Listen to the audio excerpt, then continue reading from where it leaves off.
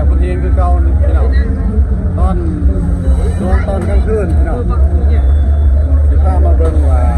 บรรยากาศมันจะเป็นจะไรมันจะคึกคืนทำได้ไหมเราไปเบิ่งง่ายๆด้วยกันเอาไปเอาไป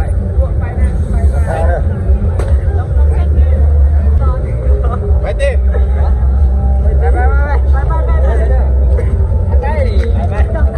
เบิ่งบรรยากาศอยู่ใน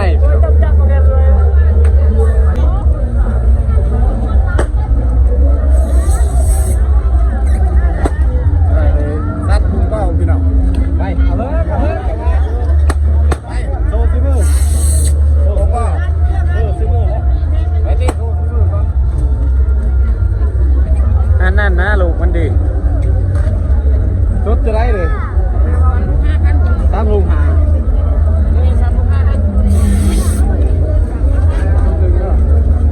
สิลองเมืองพี่น้องสิลองซีมือเมือง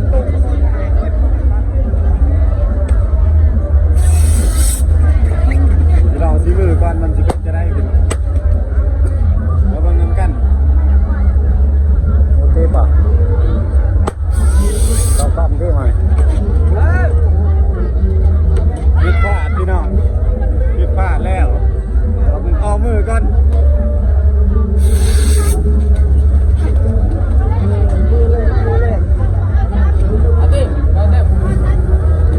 โซ่ซีมือด้วย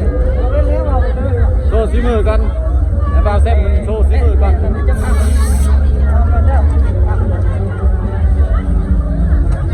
ลองอีกแข่งรอบพี่น้องแข่งงาน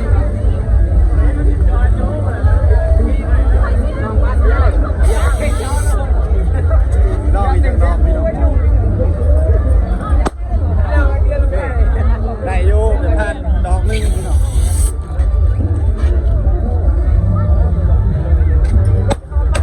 โอ้ผิดพลาดดอกนึงไม่ถึงเลยกับงานนะว่าเฮ้ยล่วงหลัง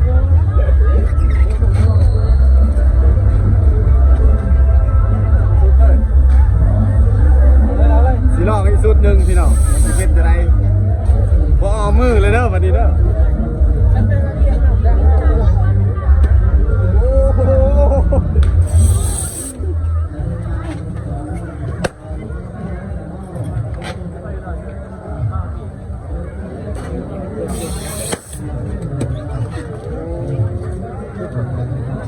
ซ้อมดอกเลยพี่น้องโคติดเครื่องอะเศร้าไปหันไหมเปลี่ยนห่านพี่น้องโอ้ยอันนี้ลูกมันมุนแล้วไปดีกว่าเชื่อเงินซื้อพี่น้องไปต่อถึงงานเท่าสิลองไปห่านอื่นก่อนพี่น้อง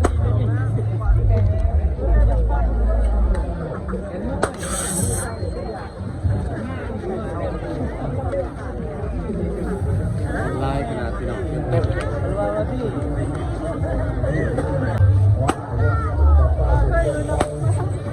สาวขอแซ่บโชว์ซิมือเลยโชว์ซิมือเลย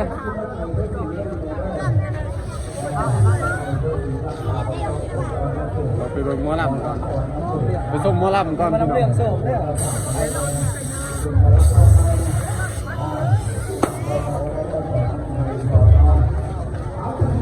พาไปเบิ่งหมอลำเรื่องพี่น้อง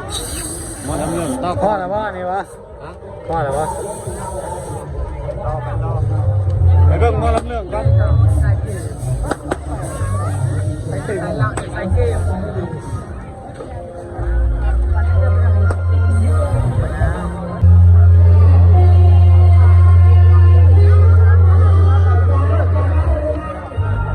ไปนาหารเดียวมอลำเรื่อง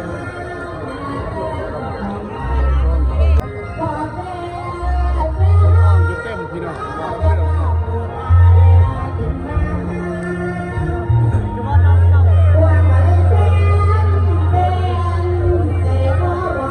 รื่องขนาดใดพี่น้องไปเบิ่งกันจะเป็นขนาดใด เ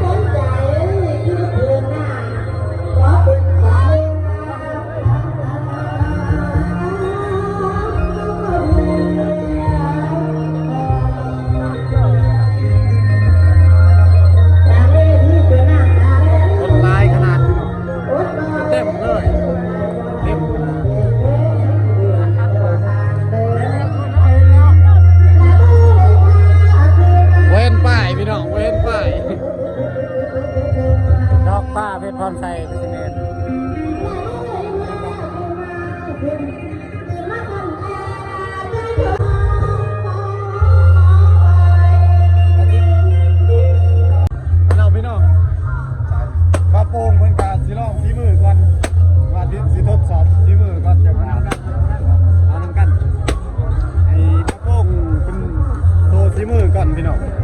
ไปแออัดไลน์พี่น้องแออัดไลน์คือคืนไลน์พี่น้องเอาเบิ้งให้ FC เบิ้งแน่หัน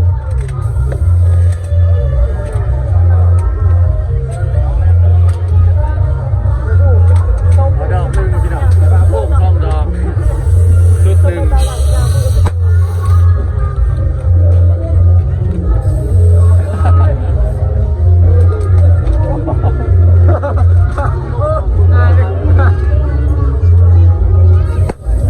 นี่แตกดอกเดียวพี่น้อง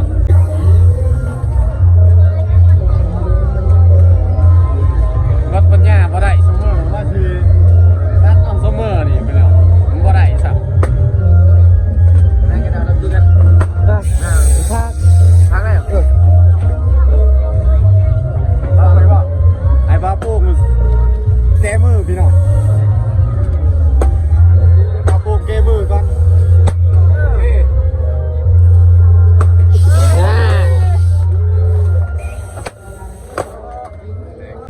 บ่ได้พี่น้อง มาได้อีลีป่ะนี่ วัดชนะวัดซูเมอร์พี่น้อง ฮอดแต่แนมมาเกียง บ่ได้แล้วซูเมอร์นี่บ่ได้เด้บ่ได้กิน ฮอดแต่แนมมาเกียง วัดชนะสิได้แต่ปีโดนี่แหละพี่น้องจะได้บ่ปุ๊ไว้บ่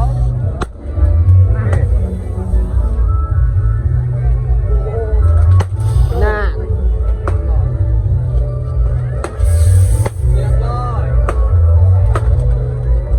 เด้อ โมพานพี่น้องโมพานมาโป่งว่าเลิก ไปวงมันดิไปหากินเบียร์แล้วมันดิ ไปโซนใหม่ก่อน บูฟาลา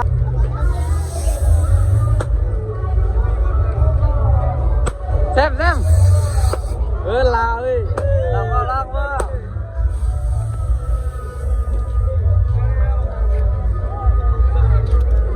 บุญเอาวะนี่